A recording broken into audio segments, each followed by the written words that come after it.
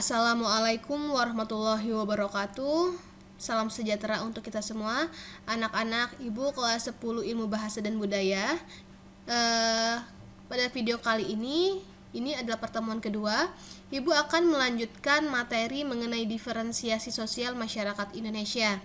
Sebelumnya itu kemarin Ibu menyampaikan pengertian diferensiasi sosial itu apa, kemudian jenis-jenis diferensiasi sosial itu apa. Nah, pada pertemuan kali ini ada indikator pencapaian kompetensinya. Silakan nanti dibaca sendiri. Kemudian ini ada tujuan pembelajarannya. Nah, pada pertemuan ini Ibu akan membahas mengenai pengaruh diferensiasi sosial dalam masyarakat, kemudian perbedaan masyarakat desa dan masyarakat kota. Nah, ini adalah materi di pertemuan kedua pada bab 2 mengenai diferensiasi sosial. Oke, langsung saja. Nah, pengaruh diferensiasi sosial. Kemarin review sedikit. Diferensiasi sosial itu adalah pembagian kelompok masyarakat secara horizontal atau mendatar, di mana tidak ada posisi kelompok sosial itu yang tinggi, tidak ada yang rendah. Semuanya sama karena setiap kelompok itu memiliki keunggulan dan kekurangannya masing-masing.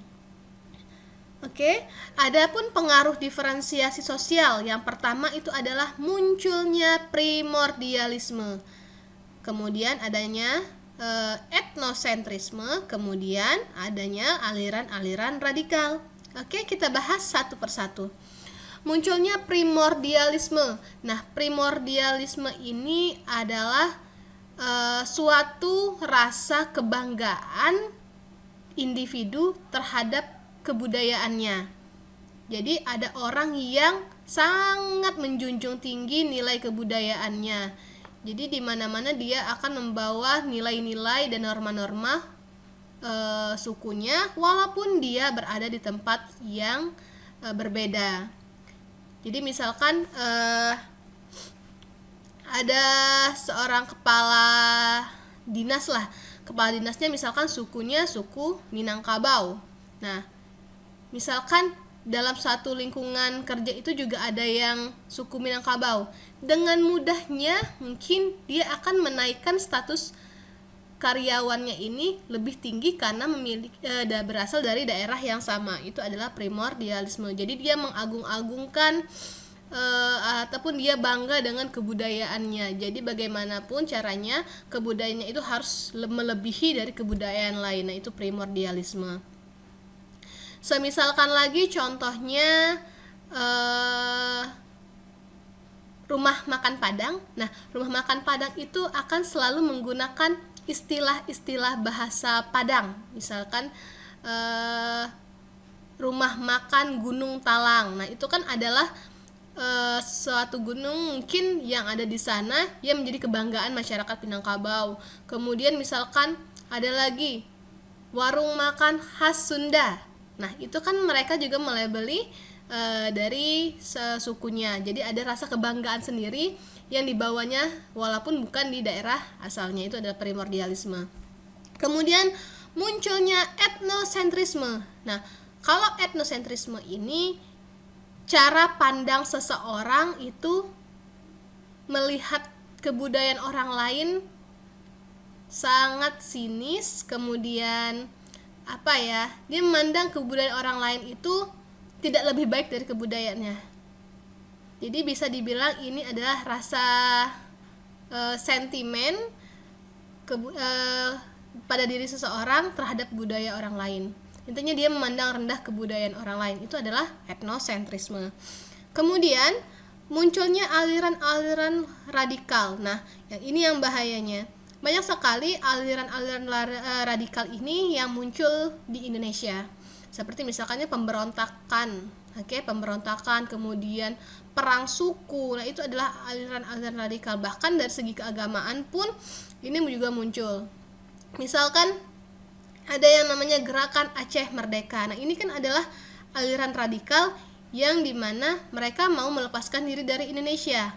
Kemudian ada gerakan Papua Merdeka. Kemudian misalkan aliran-aliran keagamaan yang menurut masyarakat dianggap menyesatkan, nah itu adalah aliran radikal. Misalkannya ISIS yang masuk ke Indonesia, itu adalah aliran radikal. Oke. Nah, ini adalah pengaruh diferensiasi sosial. Nah, sekarang kita berbicara masalah masyarakat desa dan masyarakat kota. Kenapa masyarakat desa dan masyarakat kota itu termasuk diferensiasi sosial? Karena masyarakat desa dan masyarakat kota ini adalah suatu kelompok diferensiasi sosial terbesar yang ada. Oke, karena ini adalah cikal bakal membentuknya masyarakat yang kompleks. Masyarakat desa itu dikenal dengan istilah paguyuban. Kemudian dalam bahasa Prancisnya itu Gemeenschap. Kemudian masyarakat kota itu disebut dengan patembayan atau istilah lainnya adalah Gesellschaft. Oke, lanjut kita ke ciri-ciri masyarakat desa. Nah, yang pertama, masyarakat desa itu bercirikan kekeluargaan. Apa-apa selalu diselesaikan dengan cara kekeluargaan, dengan cara musyawarah. Dan kemudian masyarakat desa ini biasanya dia merupakan kelompok-kelompok yang terdiri dari keluarga besar. Dia keturunan darah biasanya ya. Dalam satu lingkungan masyarakat desa biasanya pasti ada keluarga besar, misalkan keluarga besar Pak Amran, kemudian keluarga besar Pak Budi. Nah, itu biasanya mereka terdiri dari beberapa anggota keluarga dalam jumlah yang besar. Kemudian masyarakat desa itu memiliki solidaritas yang tinggi. Jelas, karena kenapa? Mereka itu berasal dari pengalaman yang sama, kemudian perjuangan yang sama, sehingga apa? Solidaritas di sana sangat tinggi dan mengikat. Kemudian kehidupan masyarakat desa itu cenderungnya sederhana, masih menggunakan kalau rumah-rumahnya mungkin masih dijumpai menggunakan kayu, kemudian ada yang rumah panggung. Nah, rumah panggungnya itu bawahnya itu digunakan misalkan untuk ternak dan sebagainya. Jadi masih kehidupannya sederhana. Kemudian masih bergantung juga pada sumber daya alam. Jelas ini, misalkan masih bergantung pada sumber dayanya, misalkan hutan, kemudian perkebunan, hasil-hasil alam dan sebagainya. Selanjutnya, dalam kesehariannya masyarakat desa itu menggunakan bahasa daerah. Dalam pemikiran itu masih cenderung irasional atau tidak masuk akal dan masih percaya akan tahayul. Jadi misalkan masih percaya bahwa sebuah pohon itu memiliki kekuatan yang gaib. Kemudian misalkan masih percaya akan hal-hal yang tidak masuk akal, dalam misalkan percaya akan suatu tempat itu angker dan sebagainya. Namun dari sisi irasional dan percaya tahayul, masyarakat desa itu lebih religius. Maksudnya apa? Lebih percaya akan agama. Mereka kegiatan-kegiatan peribadatan itu cenderung sangat kuat dilaksanakan. Kemudian kepentingan kelompok. Nah, masyarakat desa ini lebih mementingkan kepentingan kelompok dibandingkan kepentingan pribadinya. Contoh sederhananya yaitu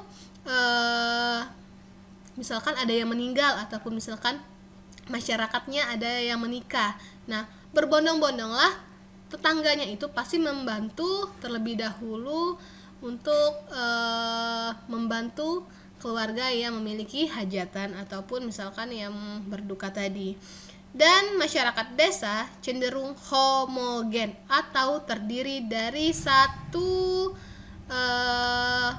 kelompok sosial, satu suku bangsa atau suku etnis.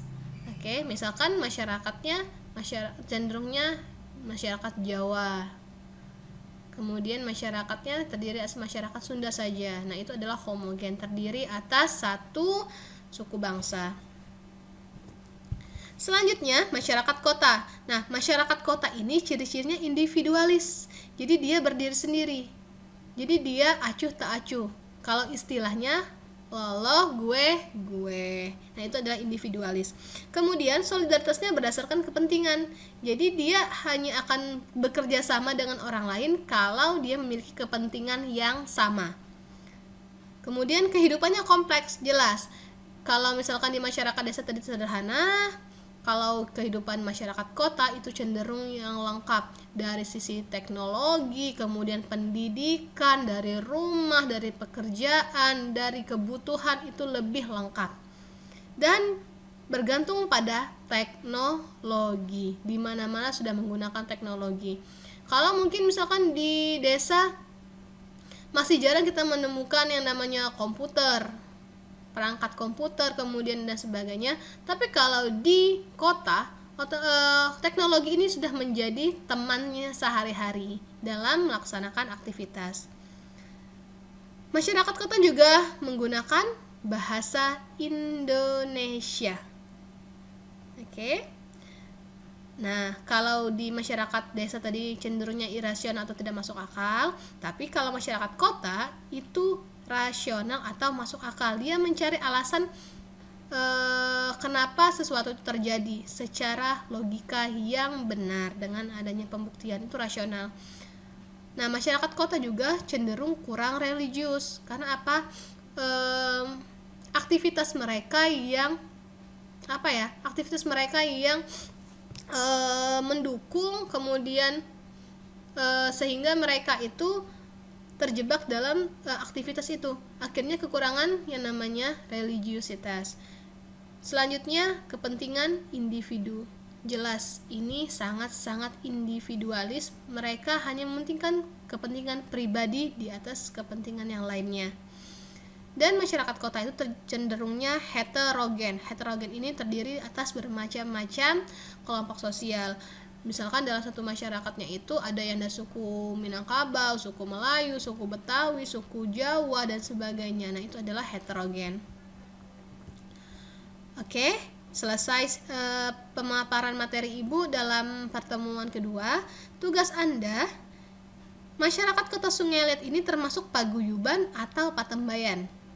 Berikanlah alasan yang tepat sesuai ciri-ciri yang tertera seperti slide yang dijelaskan. Kemudian tugas dikirim melalui Google Classroom tanggal 4 November 2020.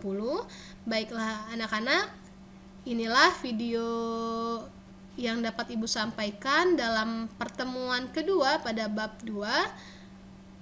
Ibu tutup, wabillahi taufiq wal hidayah. Wassalamualaikum warahmatullahi wabarakatuh. Salam sejahtera untuk kita semua. Terima kasih.